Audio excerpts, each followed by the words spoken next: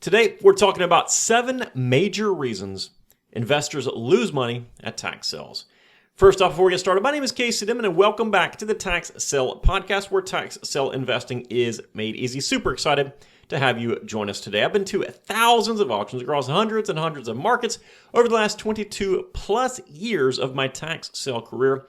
I've seen the same patterns, the same behaviors, and the same costly mistakes play out over and over again. Some investors, they just lose at tax sales. Not because the opportunity isn't there, but because their approach is completely off.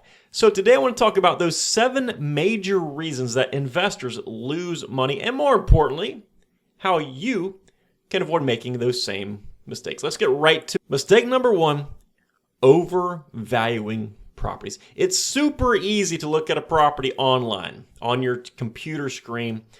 Something that looks good when it comes to all the numbers and the data. It looks good on the satellite view, the street view, and maybe you found an old photo of it. And you think to yourself, wow, it's worth a lot of money. Here's the thing.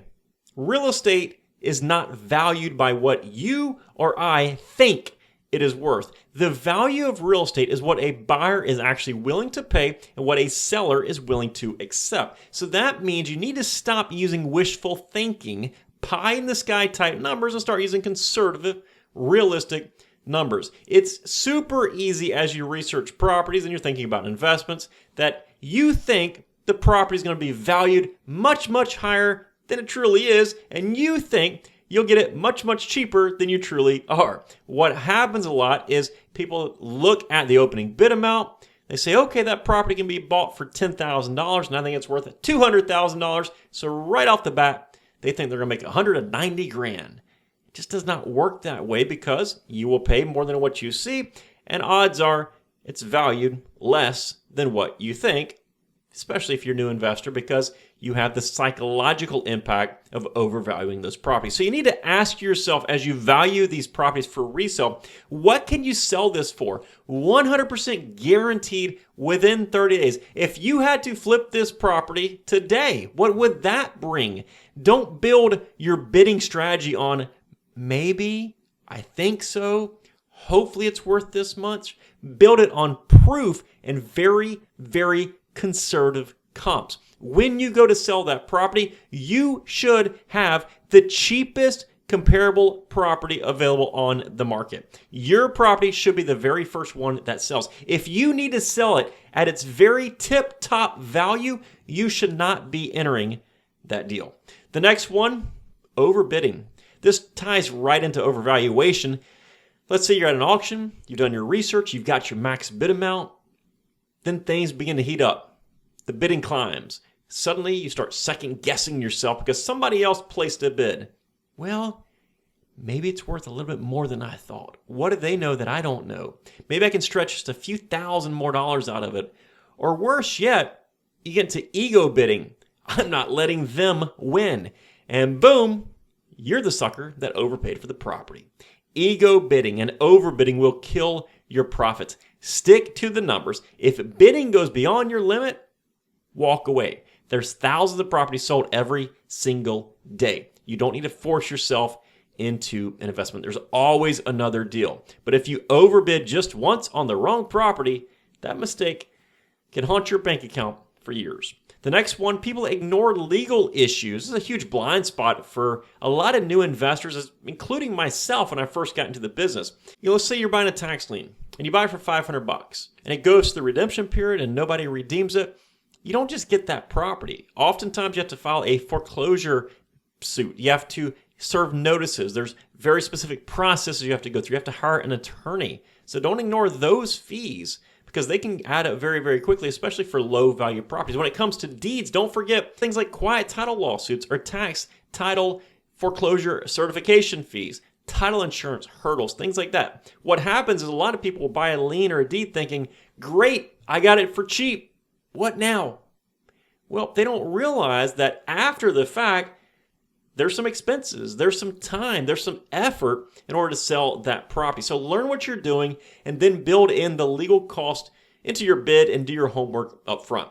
The next one is people lose money because they have no edge. Here's something that I see constantly. People try to buy the same exact property that everybody else on earth wants. A move-in ready house that needs a coat of paint and fresh carpet. Vacant residential lots in cookie cutter neighborhoods.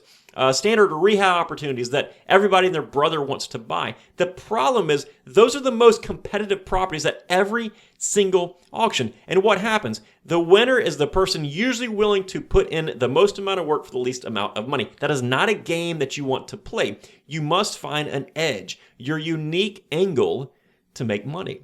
Now, I've talked about this before, but it could be your ability to flip rural land to out-of-state or out-of-country investors, running Facebook ads to sell mobile homes, working with buy and hold investors, creating a marketing funnel around OTC properties. Whatever it is, there's hundreds and hundreds of different strategies, different edges that you can use, but you need to develop this edge so you're no longer just competing with everybody chasing the same deals. You're carving out a lane that is yours. The next one is impatience. Here's how it plays out. You go to an auction, you don't win anything. You're a little disappointed. You go to another auction, you don't win anything again. You're even more disappointed. Happens on a third auction, and you're really, really disappointed. So by auction number 4, you go out and you buy the first thing that pops up because you're so impatient. Or worse yet, you get impatient at perhaps the very first auction after an hour or two, and you start buying anything that pops up. I've seen it many, many times. Bad move. That's a very, very bad move. Impatience is one of the fastest ways to lose money in this business. This is a game of precision, not desperation. Learn the business and attend auctions, but wait for the right deal. Do not force buy anything.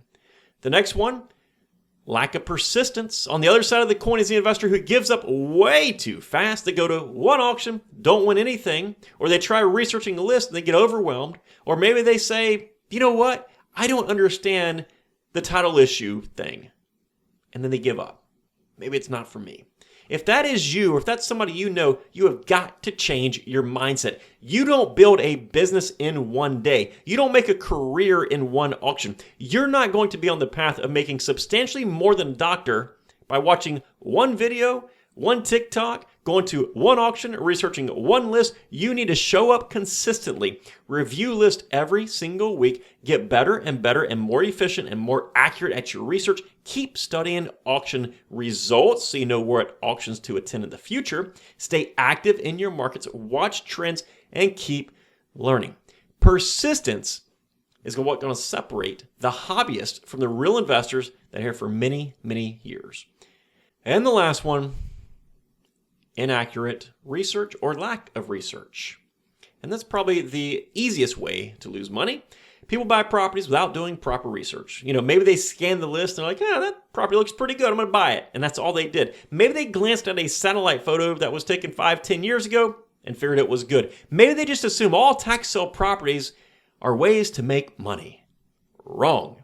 The business will reward the people who do the best research, not the most aggressive bidders. Every minute that you spend researching a property is a minute you are protecting your capital. Research equals results. No research or bad research equals losing money fast. It's as simple as that. So let's recap real quick the 7 ways investors lose money at tax sales. And of course, there's plenty of others, but these are the most common.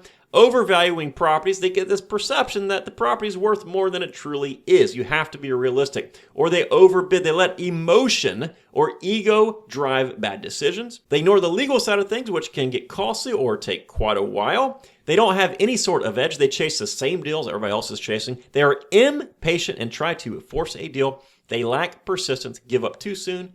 And then finally, they just don't do good research. The most important thing in this business. The solution here, flip each one of those on its head. Be conservative with values. Stick to your bid limits. Have that discipline. Learn the legal side. Develop a strategy that provides you with an edge. Be patient but persistent. And most of all, do your research. If you can do that, you will set yourself apart from the majority of investors who lose money and quit in this business. That's all I got for today. Thank you so much for tuning in to this episode of the Tax Sell Podcast. If you enjoyed this episode, please do us a huge favor. If you're watching on YouTube, click that thumbs up button and subscribe to our channel. If you are listening to us on a podcasting platform, do me a huge favor there as well. click that 5-star rating and leave a positive feedback comment if you have just a few seconds to spare. It truly helps us out in the algorithm world. And as always, for more information on tax sale investing, including our comprehensive tax sale training, make sure you check out taxsaleacademy.com. Hey, take care, folks, and make it a successful day. We'll see you next time right here on the Tax Sale Podcast. Bye-bye.